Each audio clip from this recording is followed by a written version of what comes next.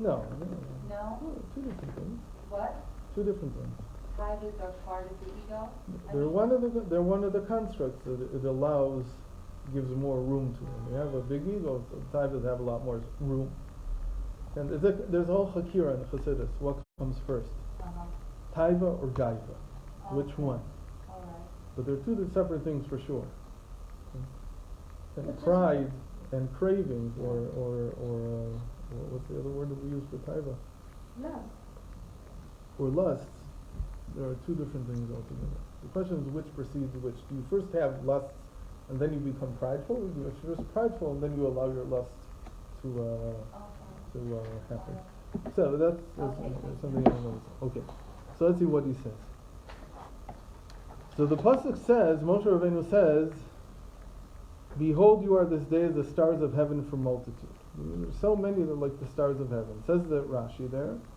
Were they like the stars on that day? They only number 600,000. There's many more than 600,000. Very interesting that they knew this. How did they know this? With the naked eye, how many stars can you see? 3,000. So how did they know that there was so they knew from Torah. They knew there's a cheshbon from Sukkim in the Navi. There's a cheshbon that you can know how many stars there are. At least the magnitude, that it's very different than what the eye can see. Rather, what is the meaning of behold you are this day? So says Rashi, behold you are likened to the day. Atem dumim leyom. That is, you will always exist like the sun and the moon and the stars. In the same way that when Hashem created the sun, the moon and the stars, He fixed them so that they would forever serve to differentiate between day and night, between the holidays and so on. In the same way, the Jewish people exist forever. That's what he says to them. So that's the Rashi on this. Yes. Is this an extra one? No, hold on. Don't take everything. Hold on. No. Give me that. On the bottom, there's something I need. I'm not. Send it. But give me the. You have one. I might get one. Oh. Okay. So that's what Rashi says. But now says this is all from Reb Nachman. The book we're reading, Baal Shem Tov and the Torah, is an anthology. So we took from different. So this one is specifically, this Torah was something that Reb Nachman heard in the name of his great grandfather from the Baal Shem Tov, but it appears in Likutei Moharan. Okay, and he says like this: it is written, the path of the righteous is as the gleam of sunlight that shines ever brighter until the height of the day. So this is a translation. Orach tzadikim ke'or noga, olech va'or ad nachon hayom. So we're going to talk about this word gleam as we go on, because the word here, gleam in Hebrew is noga. Right? Noga. You know klipat noga. Right? Where does noga come from? What does this word mean? Klipat noga. But here it says that the light of the tzaddikim, the path of the righteous, is like the gleam of sunlight. That is, he says, the sun in itself shines in its place equally, both at the onset of the day and in the middle. He says the sun, this is an amazing thing, the sun is always the same. The sun is atzmi, it doesn't change. It's not like the famous joke that the Arabs decide to build a spaceship and go to the sun. Yeah, everybody heard about this one. No, never heard it. Let's hear a joke about So the Israeli scientist comes to them and says, how are you going to land? Yes. This is stupid. We thought of that. We're going to go at night. So it's a stupid joke, but very stereotypical. But the point is, the sun never changes. It's always the same. It's always shining full intensity. So why is it that at dusk and at dawn there's so much less light from the sun? When you see the sun, you see it. Position. So we know that it's how it's positioned relative to the earth. So it's the earth that's causing the sun to look differently. It's not the sun is the same. So he says, the only thing that obstructs it, the light of the sun, is the earth, which stands between us and the sun. What he means specifically is the atmosphere. Therefore, its light does not shine so brightly at dawn, only a little bit until it spreads across the earth. So that's the sun. How is the tzaddik the same thing? The same holds true of the tzaddik. In himself, he is always shining. The fact that you think that a tzaddik is like a regular person is only on the part of the receivers. The fact that you think that Moshe Rabbeinu can be a human being like a regular human being is because of you. That you think that your Rebbe is like another human being is because of you. And so on. Why? Maybe he is like another human being. Maybe he's just another Joe on the street. Maybe. How do we know that he's not? Because we know that this is the hardest thing for people to understand until they learn Tanya, that a tzaddik is a different type of person. I'm not talking about a tzaddik because he learns a lot of Torah. I'm talking about a tzaddik, a person who is known to have conquered his animal soul to such a degree that there's no contest. That everything that he does and everything that he feels is 100% from the divine soul. And he's not succumbable. He can't fall. He can theoretically fall to it. But on the day-to-day level, he's not listening to his animal soul at all, to his evil inclination. It has no place in his life. So if there is such a person, if you know such a person, said the Baal Shem Tov, how can I recognize such a person? So we all know. It says that he does chashmal mal, that he first he's silent before he speaks, that he's silent and then he separates the husk out, the evil inclination, and then he talks. That he's able to separate out his ego, that it doesn't play a role. So if that's the situation, then he's a tzaddik. It's a different type of person. What's special about the tzaddik? Hashem saw, it says that he saw that there were few tzaddikim. So he planted them in each generation so that there would be luminaries in every generation. That the tzaddik is called the luminary because he's like the sun, because he's like the stars, because he's like the moon. He's always the same, especially like the sun. And what is he like? He's specifically, there's 36 in each generation, which we say corresponds to the 36 initial hours in which the primal light used was available in the world.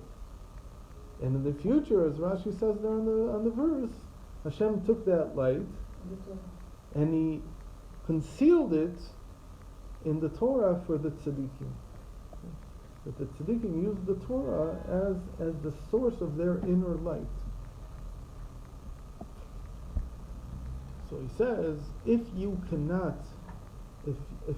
feel that the person that that is your tzaddik, if you feel that he's just another human being, that he waxes and wanes, sometimes he's more light, sometimes he's less light, so know that it's from you.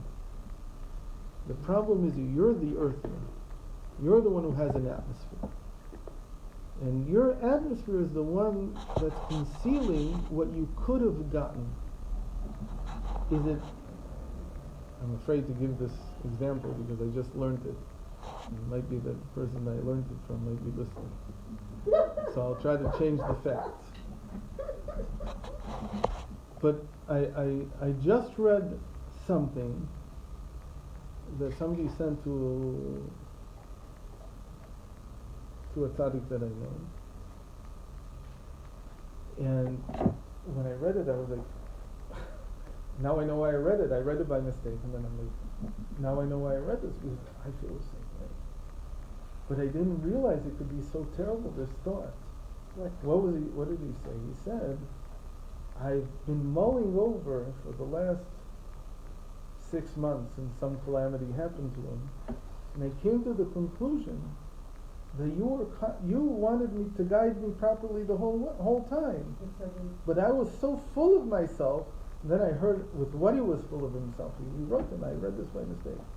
He said, I was full of myself with something if you looked at this person, you would say, was he an idiot? He thinks he has that quality? There's no way that that's possible. Meaning he was so certain that he had a certain quality that this tzaddik was not acknowledging, that because of that he couldn't listen to him and he couldn't do all the right things that the tzaddik told him, kept telling him. But the tzaddik wasn't even aware, he didn't know. He gave what Hashem told him. He does it Mesiach Lefitumo, he says it naturally, he doesn't really know. It's not like he's clairvoyant, he sees, oh, your problem, he never knew that this person had that problem. He didn't know why he wasn't accepting the advice, he didn't know why in the world everything was being shunned, meaning that this individual was shunning every piece of good advice he was giving him. But today, after so many years have passed, and suddenly he's met with this terrible calamity, he says, I've been mulling this over the last 6 months, and he came to the conclusion that the only reason I couldn't listen to you the whole time and you told me what to do and it was the right thing to do was because I was full of some feeling that I'm important in some way, that I'm telling you, if you saw this person, if you met him, you would say, there's no possible way that he could think that about himself. It would for me, it's like me saying to myself, I'm as strong as Arnold Schwarzenegger.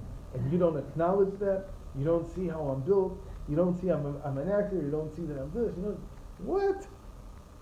If I told you that those are the feelings I'm hiding inside, and they cause me to feel that people aren't giving me the respect that I should receive, what would you say? You belong in the loony bin. You're not normal. I don't think I think that right away now after all this. I'd give it a chance, I'd say. You'd give it a chance that I'm as strong as Arnold Schwarzenegger? Yes, I would. Okay. Maybe. Javi, it would be, I don't know what you feel. It would be like me telling you, look. I hear I understand. But what I'm trying to say is the atmosphere, what we harbor inside is so ludicrous. It's so not connected to reality, but we can't tell. Because we're so locked into the self-image of ourselves that we believe anything. And a person will believe crazy stuff about himself. And because he believes that, and he doesn't receive the acknowledgement from the tzaddik is not shining on him the way he thinks he should, but he doesn't realize he's not shining on me because my atmosphere is causing it not to shine. It's not that the tzaddik's shining the same all the time. The Torah is saying the same wisdom all the time. It's I'm who am blocking it in some way. But I can't tell because I'm so certain that this is true. Okay? It's 100% true. How could you say that I'm not this? But the person looking from the outside, a little bit objective, says, you think that about yourself? Are you crazy? Like, do you even know the meaning of those words that you're saying about yourself? Anyway, so let's continue. Sometimes people talk in metaphors and... No metaphors. It would be like me saying, All right. I'll give you another one. All right. Like me believing that I should definitely be the chief rabbi of Yerushalayim. No question. I know so much. Okay? Who are we to say you're wrong? We are not tzaddikim. Again, it's me saying it about myself. So you know this about yourself. You look at the things that you think about yourself, the self-image. And he says here, that's your atmosphere. That's what's causing you to block the sunlight out. Okay? Like You have cloud cover. Okay? Like her. Here, that's what he's saying. But the sun itself shines equally, both at the onset of the day and in the middle. The only thing that obstructs it is the earth, which stands between us and the sun. Therefore, its light does not shine so brightly at dawn, only a little bit until it spreads across the earth. The same holds true of the tzaddik in himself. He's always shining. The blockage is only on the part of the deceivers. This too is due to the obstruction of the earth, that is the world. For people are sunk in this world. I mean, they're drowning in this world. Drowning in this world, it means it's not just it's your involvement. Meaning, in other words, how much are you still seeking the benefit of the world to benefit you? How much do you need the world to give you what you want? You have to be. How much am I still a receiver in this case? A receiver in this case means that I'm looking to the world all the time, not asking myself, what can I do for the world, or rather, what can the world do for me? So I have all my cravings, they're still here. That's the ultimate sign that I'm still, I don't know if I'm even a Beinoni. Okay? Don't know, of course not. So this is, for people who are sunk in this world and are unable to receive the light of the sun, so they resemble the earth. This is, as the Talmud said on the verse, I lifted my eyes and behold a folded scroll. Zechariah says, V'hinei Megillah Afa. So there's a scroll. When you unfold it, when you peel it, so here he's quoting from the Gemara in Eruvin. You can read the whole thing here, the explanation. It comes out that the entire world is 1/3200 the size of the Torah, which is exceedingly great and broader than the ocean. Okay? So the world is only 1/3200 times the size of the Torah. It's a fraction of the size of the Torah, and the Torah is incredibly huge. So it is difficult to understand that such a small thing as the world can block such a great thing as the Torah. But here he says, what's the problem with this whole understanding?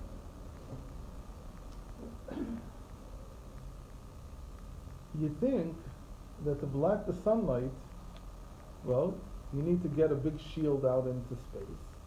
And it's got to be the size of the sun. How else are you going to block the sunlight?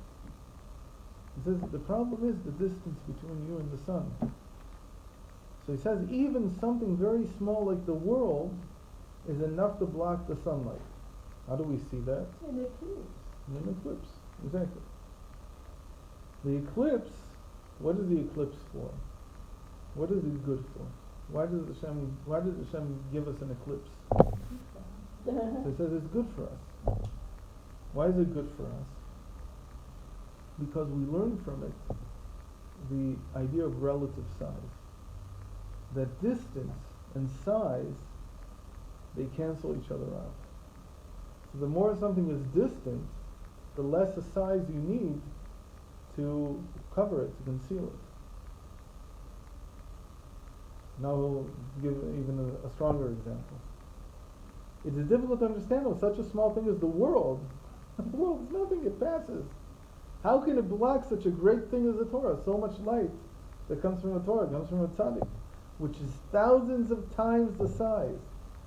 For the entire world is minute in comparison. He says again, the atmosphere, what causes the sun's light to be blocked? It's a tiny, tiny little bit of atmosphere. What is it? It's, 3,000 miles of atmosphere. The sun is hundreds of thousands of kilometers in diameter. And you're saying that a few thousand kilometers of atmosphere can block out the sunlight. How can that be? However, this is like the oft-quoted analogy that a small coin held up to your eyes will block out a great mountain, even though the latter is thousands of times larger. So he says, well, there's a mashal by the Goyim that sort of tried to capture this, but I think it's interpreted in all kinds of strange ways. It's called The Princess and the Pea.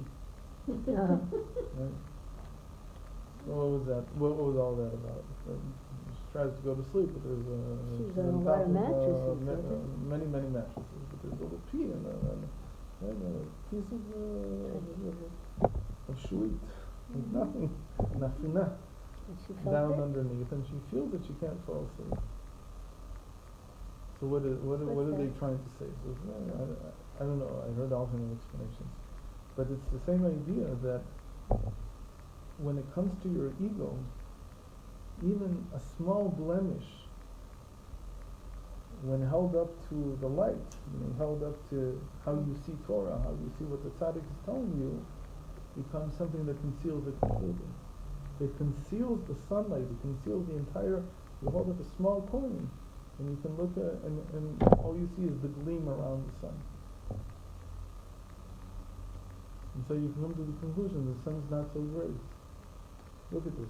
This is just but you don't even know that you have these coins. You don't even know that you have these blemishes. There's these tiny peas that supposedly are not supposed to mean anything. And yet, when it comes to the princess here, the princess here is like the son or the tzaddik or it completely cancels out everything. They can't express themselves. So it's enough that I have a small piece of feeling myself to be important and self-important and ego and self-image, and then I read the Torah, and instead of the Torah giving me what it's supposed to give me, which is to give me light, all I get is the noga around it. Noga around it is like the klipat noga. I don't hear the holiness in it. And why? Because it's me. It's just me. So we're going to talk more about this in a So minute. you're saying the klipat noga is like the light around an eclipse? Right. I think that the sun is just the little gleam around. And I don't realize that my coin, my blemish, is what's blocking out all the sun's light, all the tzaddik's light, all the Torah's light. Likewise, when a person comes into this world and becomes lost in its frivolities, so that it seems to him that there is nothing better than this tiny little world, it keeps him from seeing the great and exalted light of the Torah, which is thousands of times the size. And this is the example of the sun, that the earth prevents us from seeing its great light, though the sun is many times larger.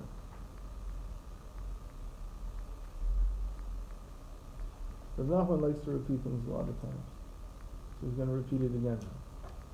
And this is the meaning of the path of the righteous is as the gleam of sunlight. Meaning that the righteous himself, the tzaddik himself, he's like the sun. It is exactly the gleam of the sunlight. For just as the sun shines constantly with only the earth creating a barrier, though it is much smaller, so too tzaddikim constantly shine. It is only the earth, that is the attractions of this world, that prevents us from seeing their great light. The great light of the tzaddik. Even though this world is so very small and significant in comparison. So it's enough that I spend 5 minutes a day pursuing my frivolities, as he called it, my interest in this world. And that itself, even though it's small, it's insignificant, it doesn't mean anything, I say. But just the fact that I'm giving that space in myself is going to make it almost impossible for me to see anything of the light of the Torah, of the tzaddik. Mamish, you have to clean yourself very much. But the main thing again is not that how much I need to clean myself or how much I need to remove these obstructions, as much as to understand that if I feel that things are empty, if I feel that the Torah is talking nonsense, or Chazal are talking nonsense, or the tzaddik's talking nonsense, or I think that it's just regular people, or whatever it is, that's all coming from me. It's all coming from my inability to see them for how they really are. Just as the sun can't be seen for what it really is because of the earth. Because really their light is infinitely greater than this entire world and its attractions. I think I skipped a little, but it doesn't matter. He really repeats himself. It is only that this world blocks his eyes and does not let him turn them away at all to gaze above on the light of the Torah and the tzaddikim. So this is exactly this last paragraph before the end. This is exactly like the example of a small coin that stands before the eyes and obstructs them from seeing the great mountain. However, it is very easy to remove the coin from before one's eyes. But really, since it is really something small, you don't have to say. You can say it's something small. So look at what a great impression a small problem makes. But in the same sense, it really is small. It's very easy to get rid of it. It's not like it's you're stuck with it for life. You can really get rid of it. So he says it's very easy to remove the coin from one's eyes. Then one will immediately see the great mountain. So it is with the world and the Torah. For with a small swipe, one can remove the world from before one's eyes. Reb Nachman is very big on the fact that you can also do tshuva very quickly. And do tshuva is just to say, I don't want to hold a coin up, my blemishes up to what I'm seeing, to the light that I'm receiving. I want to receive the light the way that it is. Then one merits seeing the great light of the Torah and the Tzaddikim, which shines in all the world with a very great light. I also heard that the Baal Shem Tov said, woe, woe, the whole world is filled with awesome and wondrous lights and mysteries, yet a small hand is placed before the eyes that prevents us from seeing the great light. Said the Baal Shem Tov, know that if you would be able to remove the small blemishes in the ego, in yourself, that you would be able to see all the great mysteries of the world. Okay. So now we have this concept that we've discussed it, but we'll discuss it in a way that I don't think I've taught here in this group, of how light comes down into a person. Even when a person is receiving from a great luminary,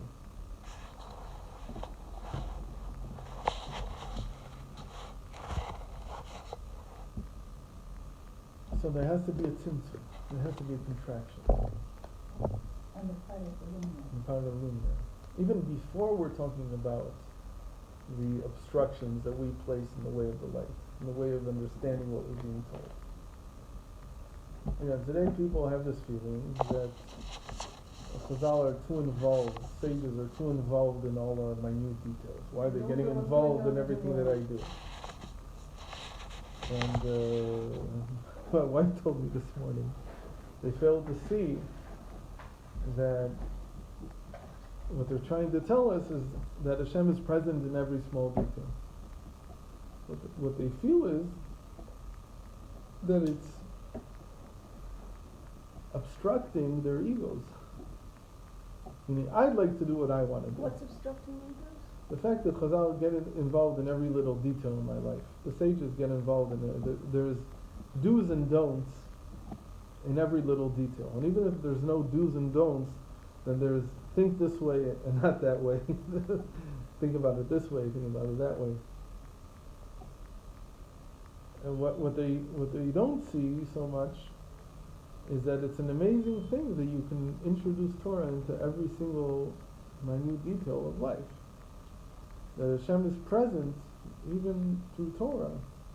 Now how can people be really into the do's and don'ts and not into Hashem's presence?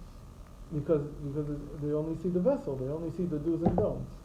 They don't realize that the whole do and don't is because Hashem has an interest in this.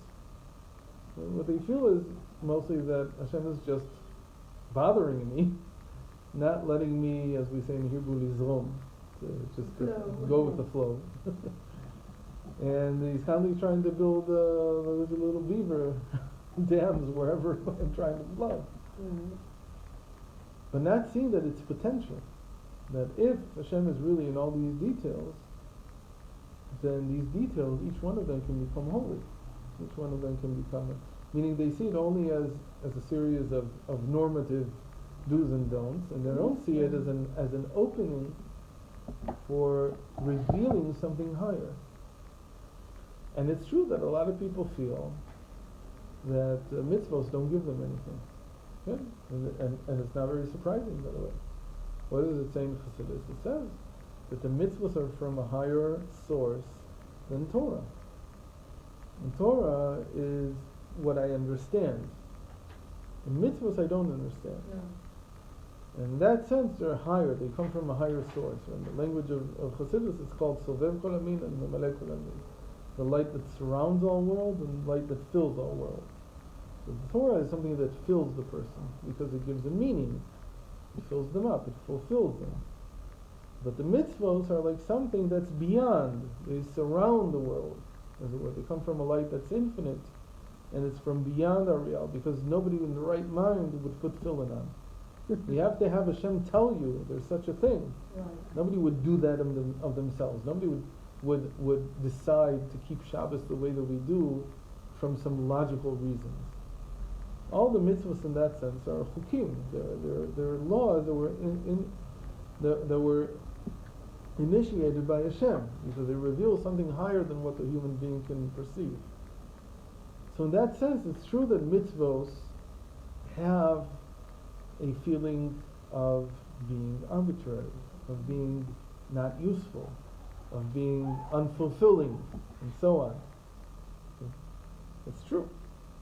On the other hand, it also means that Hashem takes interest in these places, even though it might not fulfill me. And the fact that I put tefillin on doesn't do anything for my hand. And my hand hurts since I broke my elbow. I put tefillin on almost every single day since. Did my hand feel any better?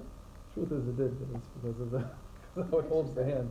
But does anybody's hand become healthy because they put tefillin on? No, nothing happens. But what is it telling me?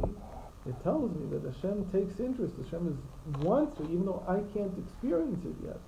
But Hashem wants to go down to that level of flowing into my actions, into how I act, into how I do things. Hashem wants to be part of that. And my actions during the day can be illuminated by Hashem. So, but that requires me to think about it differently. As saying that you're right, the mitzvah itself I can't understand and I don't get anything from it, but understand that if Hashem wants to go down to that level, it means that level can also be raised to holiness. So many people don't know how to do it. So what is this? This is called contraction. It becomes another habitual mindless act. So it's called contraction. When I experience the light of the surrounding light that comes down into my life, it always comes down as contracted light. It goes through some kind of tzimtzum, because otherwise I won't. But what does the Ben Adam have to do to open himself to that? There's tzimtzum. There's always you're saying tzimtzum. he can't really. I can't really access fathom holiness in what it. it is. It has to come down in a contracted way. I can't, meaning something that's so infinite, it has to appear in a way that I can't fully understand, or maybe not even understand at all. But it still goes into us like the Torah. It's just that we're not aware of it like we are. The Torah fills us. Right. The mitzvahs for ground, but So they that- do. But They don't you think can't call it filling me if I don't understand it. So it's not exactly called filling. It affects me, but it doesn't affect me in a way that I can perceive at all. Okay. It won't mean anything for me in my day-to-day life. I won't be able to connect it to anything. For me, it's like taking vitamins. Sure, I don't know what it is. Somebody says it does something. So it definitely makes the vitamin company more rich. But would you say it's like the same kind of thing? I can't understand it, for I sure. can't understand. Okay. But when we say contraction, we also are talking about the light that we do understand. So when I'm sitting in a shir, so for the teacher to be able, my Rebbe to be able to teach me, so he has to contract his understanding. He has to limit what he wants to give me. Because if he tries to give me things as he understands them, I won't be able to understand it at all. He has to limit himself. That's why we say that this time of the year, mematin b'simcha, we lessen with joy. What does it mean to lessen? It means that Hashem wants to give us more. But because He wants to give us more, it has to be less in a sense. Meaning the more infinity He wants to reveal, the more He has to contract it. So one person, when he sees that it's being contracted, he says, "You don't appreciate me. You don't think I can understand this." He says, "No, it's not that you can't understand this. I can't even begin to say it. If I want to give it to you, I have to contract it." That's Reb Hillel's famous parable for this time of year. He says that Hashem, why is it taking so long for him to rebuild the temple? He says because every time that he begins to say something, he wants to say something, he suddenly says, "But if I say it like this, I'm going to give over only a little bit of what I want to say. I want to say much more. The temple should be much more than this." So he looks for a different way to say it. And each time that he starts saying it, he realizes, wait a minute, it's not enough. This is not it yet. So he contracts even more. And for the students waiting for him to open his mouth and finally say something, Hashem, he's like teaching me about it. He's trying to reveal the temple. He's trying to reveal his mind. So at first he thought he would reveal this much. But then he came into the classroom and said, but these are good students. I can say much more. But to say much more, he has to contract it even more. To say even more than that, he has to contract it even more and even more. And all the time he wants to reveal more and more, until at some point he's going to have to give up and say, not like that, but he's going to have to say, Beseder, so now I have to reveal it. That's how Rabbi Hillel explains it. That's why it's been so long, because he's not trying to reveal what was in the second. It's not a repeat. It's something much, much higher. So to find a way to say that, find a way to reveal that, you have to contract even more. What am I getting at? I'm getting at the fact that even when you want to receive light from the sun, even if the sun is you're not obstructing it in any way. It still has to go through some kind of a contraction that's not because of you, because it's just too great for you to handle. It's not an obstruction because I have ego. It's even just the fact that I'm a human being. I can't receive everything that the sun has to give. There has to be an obstruction. Not an obstruction. There has to be a limiting, a contraction. In some way I have to contract what the sun is giving me. So this gives a whole new understanding of what it means that we have egos. Why does a person have an ego then? What are these obstructions? It's because I'm not yet ready to receive everything.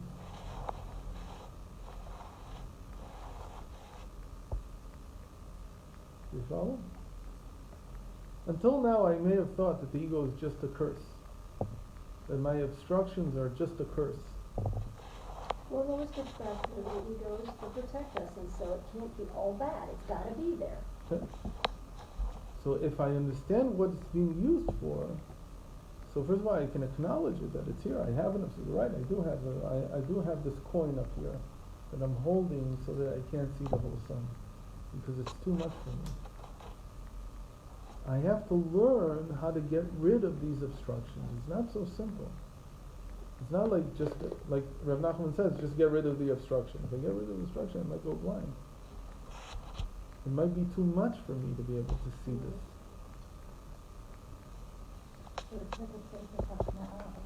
Right. Yeah. No, they went into the Pardes, one went mad, one died, right? Yeah. There's too much. There's too much. So what are we saying here? That the fact that for now, and how does a person look at his past? It says that until now I had to have these obstructions. There was no other way, because I wasn't yet ready to receive everything that the luminary has to offer me. I couldn't. I didn't have the necessary mechanism in place to contract what was coming down. How does a person build this mechanism? What does this mechanism look like? So it's first of all made out of what we just said, out of submission, out of achnah.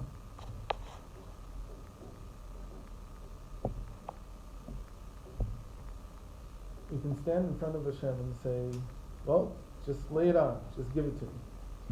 That's what Effie says. He just wants everybody to get it all over with and come up to him. Just give it to me. I'm here. Just give it to me. That's why he said, no, really good. Get rid of everything. Just do it already. We can ask the tzaddik to explain to us our obstruction, or we have to do it ourselves. Obviously he tries to help us get rid of them. But if I really get rid of all my obstructions, why am I not going to burn to a crisp when I come in touch with the real luminary? Meaning, in other words, what I'm saying is the ego is, in a sense, it's a protective cover that a person is using because he's not ready yet to really receive that light. So what makes you ready to receive the light? Learning how to What? learning to know. So The secret is in the parable that he gave. What did he say? He says there's two things that go together here. One of them is the fact that you have an obstruction. The obstruction is because, meaning you hold up this coin so that the sun doesn't blind you. But he says, why is it enough to hold up a little coin? Because you're so distant. But what happens if I get rid of the coin? He says, even though I'm so distant, what will happen? I'll burn. My eyes will go. If I take that coin off, I'll lose my eyesight. So what can I do instead? What does being distant have to do with it? If you were close, it would burn too. Candle. Why does a small coin, why does a small that's why it obstruction can be small. conceal such a great luminary? This is because you're far away. But if I took this off and I'm not ready for it, so what will happen to me? I'll also burn my eyes. So what's the point? So what can be a remedy for that situation? Move closer. No. No, I think it's surrendering. You God? move further From away. your You ego. surrender to the. No, not from your ego. If I'm on Pluto, If God is the sun, okay, if you're looking then at, it's not, or the tzaddik is the sun. you're not supposed to move further away. If You're I supposed look to at move it, closer. hold on. If I look at him from this earth, I'll lose my eyesight. But if I'm on Pluto, which is another 3 billion miles away, and I look at the sun, will I lose my eyesight? Will I or won't I? So, You won't. so how do we, Stop So- caring so much, just go over to Chabad from Pluto and get on with it.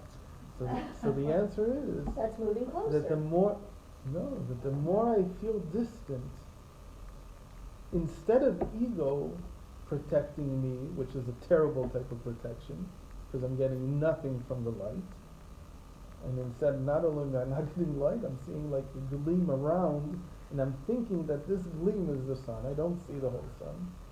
So instead of that, there's another remedy. Instead of the ego, which is just as good as the ego, it's even better, because I don't conceal the sun at all, which is to feel that I'm distant. Or shifting.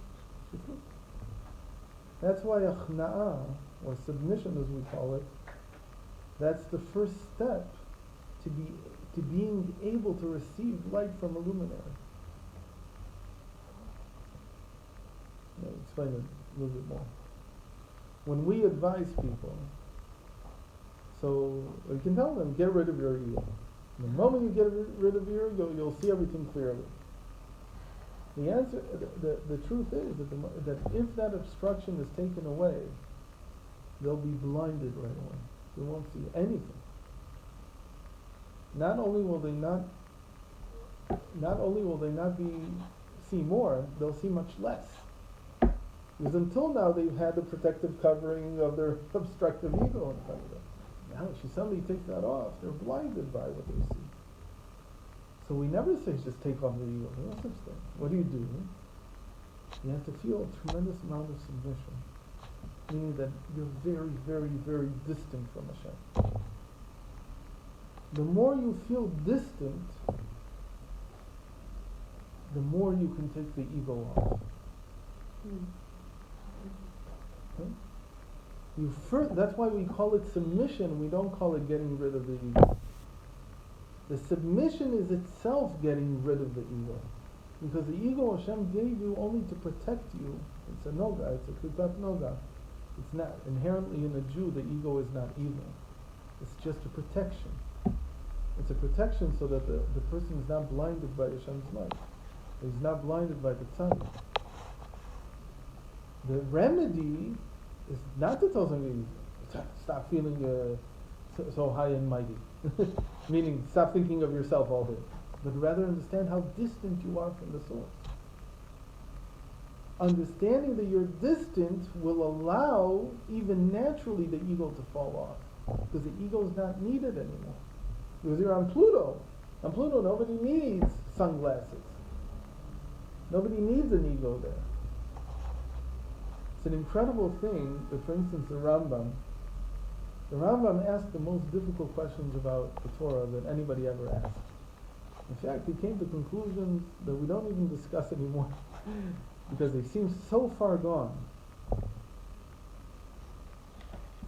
Yet, the Rambam never once had any, call it, blemish in his eyesight. He never once made a mistake. Even though he was willing to go into the deepest, hardest questions, but he never came out with a feeling, maybe I don't believe. He always retained that. He always retained his connection with Hashem. How is it possible? So in Chabad it says that the reason Rambam was able to do this was because he was constantly in a state of surrendering before Hashem. That even in the question, even in the toughest question that he could ask, he felt that no matter what answer his mind could come up with, it was nothing compared to what Hashem knew. He was always, to be distant from Hashem is to say that no matter how much I do, no matter how much I strive, I'm always an iota, I'm always nothing compared to the light of Hashem. It's know that I'm still very very distant from being able to fulfill all the gifts that Hashem has given me. Even if I come up with my best answer, it's nothing compared to what Hashem can give me. What He's given me, I just haven't revealed it. The same thing, I've done many good things in my life, but all these are very distant. They're nothing compared to what Hashem has given me the potential to do. That's what it means to be distant. To be in surrender means that I'm very far from my potential. It means to feel exactly what we say about Achna'ah, that none of the good things that I've achieved are mine. They're all because Hashem gave me the strength to do them. But you know what? Hashem has given me so much strength that it's chaval that this is all I've done. That he constantly feels I could do so much more. There's a sikha that came out this Shabbos where the Rebbe explains the word mas'ei. And he says really the way the Baal Shem Tov, we learned this last week. He says these are the stations in life that you go through. I like it leaves the world feeling like I could do so much more. No, not so easy. That's it says En Adam niftar min ha'olam chatzi ta'avato beyado. The taiva is only feels that it's half. I could have eaten more. That's what a person feels. I wasted my time. I could have gone to the deli again. When it comes to the goodness that you do, I did nothing. It's not half of it is in my hands. The feeling, that's how the Rebbe always says, that when it comes to spirituality, your feeling should always be, I'm insatiable. You cannot satiate me. Not even half. People think it's a bad thing. Oh, you always feel, unnerved because you haven't achieved. You have achieved. You haven't used the potential that Hashem gave you. That's where, and that feeling only pushes you forward. That only triggers you to move more and more, to do more and more, because Hashem has given you so much. What is it like? I tried to give this example. Maybe I give it here. I don't remember. If a person inherits $250 million, then he inherits that amount, and now he goes and he insures his house for $100,000. And he buys another little car, and the rest will wait in the bank. People will look at him and say, "You fool! What do you $250 million living in the same house, you're doing same things. What are you doing? What are you doing? Look at what you inherited." So that's how the Rebbe felt about our inheritance. That's what it means to feel distant. To feel distance means that I have an inheritance that's the size of, I own half of Manhattan, and what am I going to do with it? Well, there's a ton of things I can do with it. And one of the main things that you're not afraid of is losing. Meaning I can invest and do it and whatever, and even if I lose half of it, so what? Even if I lose a quarter, 3/4 of it doesn't matter. Even 9/10 of it doesn't matter. Even if I lose 99% of it, it still doesn't matter because there's so much. That's what it means to feel distant, is that I haven't attained, I haven't achieved, I haven't used the potential that I have. And if that's how I feel, then I can look directly at the sun, and I can receive all of its light. So that's why we call it submission. That's why the first stage is called submission. It's not called getting rid of the ego. It's the more that you feel submissive to Hashem, and the more you feel distant from Hashem, the more potential you have, the more Hashem can give you directly the sun, the light that He wants to bestow upon you. How is it that's different from feeling not good enough? It's not good enough. What? Not good enough is the ego. Okay. Not good enough is like putting up an obstruction. Here are no obstructions. Just the fact that the contraction occurs thanks to my submission. And it's true that, there's 3 books in Chassidus that are considered the most important. Tanya is called the book of Beinonim, the intermediaries.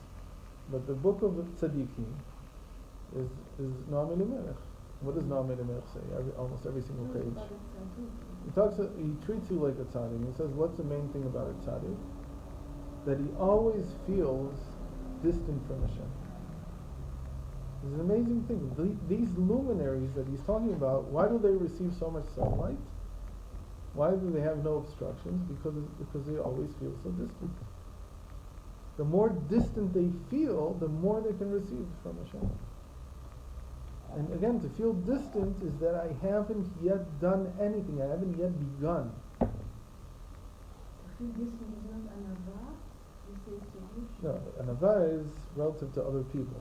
Here it's called shiflut. And shiflut is relative to Hashem.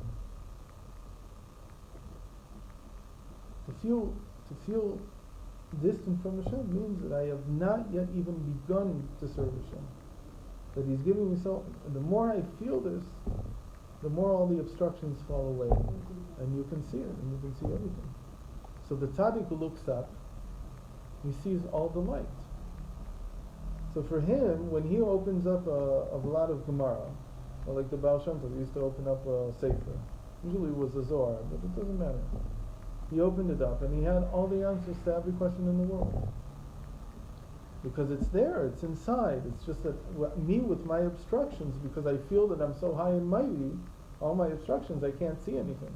So if you drop, if you feel far enough away that the obstructions drop, then eventually what you're doing is getting closer Closer to the light. to Hashem.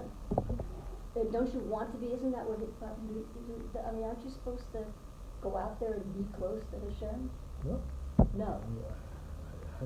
Maybe that's what I'm doing in practice. But how I'm feeling, my experience is one of being very distant, which is why I'm going out every day and trying to become closer. Because my experience of myself is that I'm very distant. I have not yet used an iota of what Hashem has given me. It's like malchut, that the melech has to be the shiflut, and then on the outside. And then on the outside, he shines as the most prideful person in the world. But he himself experiences himself as the lowest. Because look at what Hashem has given me. A king is not supposed to feel that he's going to bankrupt his bank account. He's supposed to feel that there's as much money as he needs to do whatever project he wants.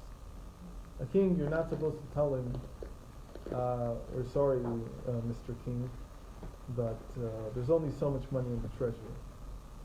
If you tell him that, you kill him. Because the whole purpose of being the king is that you need somebody who has a feeling that we have been given an infinite amount, and it's just a question of how much we're going to use it. Okay, but if a king feels like every other person, that I only have this much to work with, so he's not that. He never feels really distant. How does a king feel distant from achieving his potential? When you show him that there's this much potential, right? If you have $250 billion in your bank account, or $1 billion, $1 trillion, or 100 trillion, or a trillion, whatever it is, then he begins to feel that, I haven't yet done all that I can. But if you tell him there's only $1 million left in the bank account, in the treasury, so the king says, no, what can I do? There's not much I can do anyway. But when it comes to spirituality, each one of us is a king. So he needs to feel that I have a limitless account that I need to spend, that I need to use. I can't wait for it to be okay.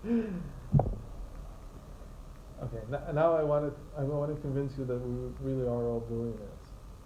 How can I convince you this? So a few years ago I learned a really good aphorism, which I've been walking with since. And I read this somewhere, I don't remember where. Somebody said that money really does grow on trees, but trees grow very slowly. Think about this. Everybody wants to make money quickly, but the smart person understands that it's not very common to make it quickly. You have to use nature. And nature means that if you pretty much do anything, but you let money grow, it'll grow. It's like a tree, but it grows slowly. You can't look at it every 2 minutes. No, did you grow it? Did you grow it? How many percent did I make this year? It takes years. So if you start with a tree, it takes 20, 30 years until you get a really good tree with a lot of fruit. Whether it was always this way or wasn't always this way, I don't know. Maybe 1,000 years ago you could put money away and it didn't help. The truth is that apparently, according to Chazal, it didn't work that way, because how do Chazal call the profits that you make from an investment? They have a name for it. They call it the perot, the fruit. So in a certain sense, this was always the thinking, even back in the time 2,000 years ago. So, and it wasn't with interest then, it was something else. What is it about? It's about I guess, a fact that humanity is constantly getting more and more advanced, even though it used to be very slow. And the very fact that you invested in something, for instance, you planted a grove of trees, and you came back 20 years later and there was fruit, so you were more wealthy than you were when you invested it, because now you can sell fruit. So this thinking always existed. So that's about physical wealth. What about spiritual wealth? So spiritual wealth is exactly the same. Okay? A person sows when they're young, and they reap it when they're older. As you grow older, you see a strange thing, that you can't compare who you are today to who you were when you were 20 years old. Something happened along the way. Whatever you invested into yourself, you learned, you built a family, you did this, whatever you did, 20, 30, 40 years go by, and suddenly you're a very wealthy person. But not physically wealthy, not monetarily wealthy, you're spiritually more wealthy than you were. Now, the Frierdiker Rebbe used to say that to win the war against Golos, we have to open up the treasury, the treasure houses, and spend all the treasures that we've been collecting. So this is something that's almost, I think it's not looked upon, people don't consider this enough. But all the wealth that we have, the fact that I have this book here from the Baal Shem Tov, this wasn't written over 10 years, or 20 years, or 30 years, or even 100 years.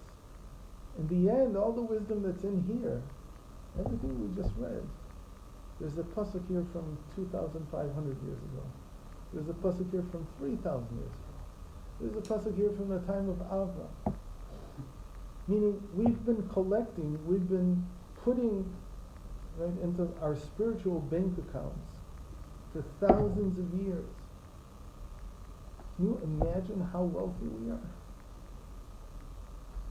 Every single custom that we have is hundreds of years old. There are customs that we have, there are mitzvahs that we do that are thousands of years old. We've been growing, we've been collecting. They're not worthless because they're old. Imagine if somebody would come to you and say, you find this old note or old coin from 2,000 years ago, and they say, it's worthless. What are you talking about? Just the fact that it's this old makes it so expensive, makes it so valuable. What's the problem? The problem is you can't go with it to the makoret, it's not going to work. Because they don't know what to do with it. You have to find an exchange rate. You have to figure out how to switch it. Because it's in an old currency. But you're holding on to something that is worth billions. You just have to figure out how to go through the currency exchange. So the fact that we have these customs during the 9 days, for instance, they're 2,000 years old. They're not cumbersome. They're not a burden to bear.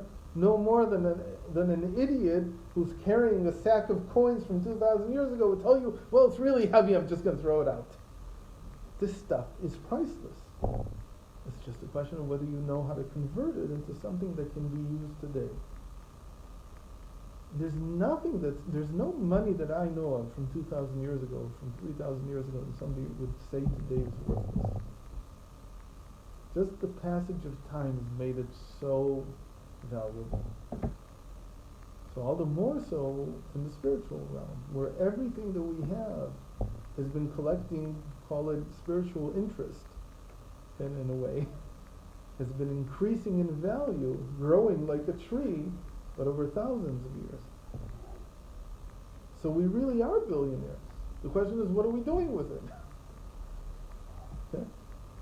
I have this infinite bank account. What am I doing with it? Am I only sort of like getting into the shower in the morning and saying, well, you can't really take a shower. So I have to go like this, like that. Is that all it means to me? Or is there maybe something else? There's so many people with so many different opinions about what the current exchange rate should be, what will work. Yeah, that's fine. As long as you're looking for an exchange rate. But if you're not looking for an exchange rate, and you just say the sack of coins is worthless, then you're missing out. Then you really feel that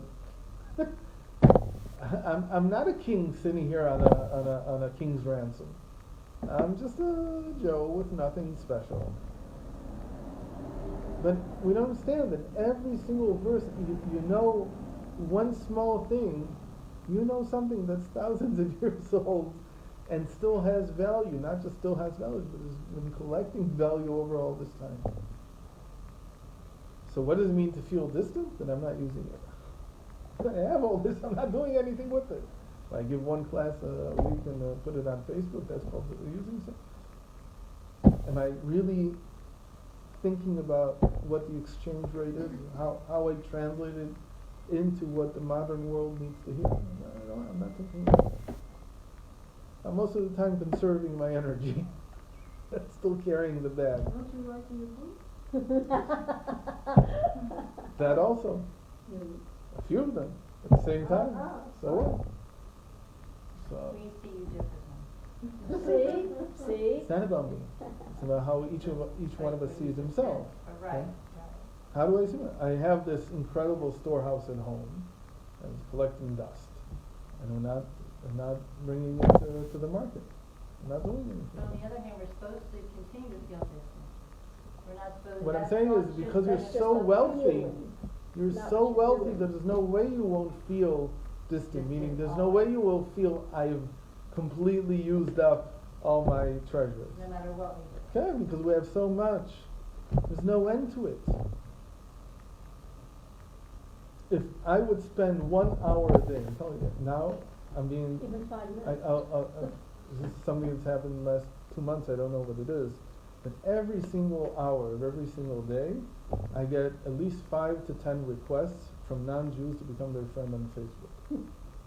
And I go through, I don't go through all of them because I And don't that's have time, important. but I look at them, at the profiles, what's going on here? They are non-Jews, they're Right. not peddling Miyoshka, they're not doing anything like that, They're they not want to missing out. hear You about sure? Torah, they want to hear what Torah is. You sure they're not? The fourth revelation. Yes. Something like that, whatever it is, but Absolutely. every single Jew is that way.